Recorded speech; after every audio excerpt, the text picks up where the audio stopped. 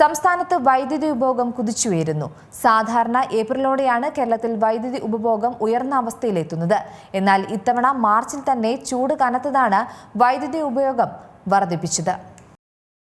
സംസ്ഥാനത്ത് ചൂട് വർദ്ധിക്കുന്നതിനൊപ്പം തന്നെ വൈദ്യുതി ഉപഭോഗവും വർദ്ധിച്ചു. ചരിത്രത്തിലാദ്യമായി പീക്ക് സമയ വൈദ്യുതി ഉപഭോഗം ബുധനാഴ്ച 5809 മെഗാവാട്ടിലേക്ക് കുതിച്ചു.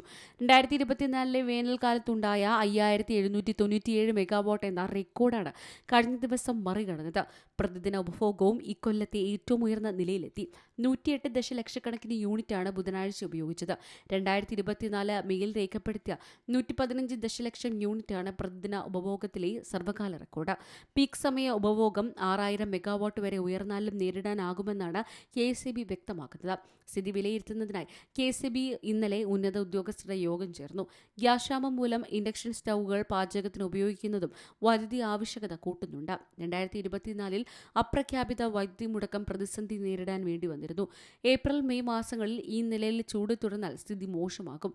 അതിതീക്ഷ്ണ ചൂടിന് സാധ്യതയുള്ളതിനാൽ 12 ജില്ലകളിൽ നിലവിൽ മഞ്ഞ അലർട്ടാണ്.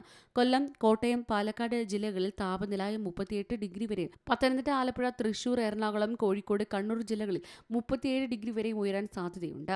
News desk C Malayalam news. ഏറ്റവും പുതിയ വാർത്തകളും വിശേഷങ്ങളും വിരൽത്തുമ്പിലറിയാൻ സി മലയാളം ന്യൂസ് എല്ലാ ഡിജിറ്റൽ പ്ലാറ്റ്ഫോമുകളിലും ലഭ്യം.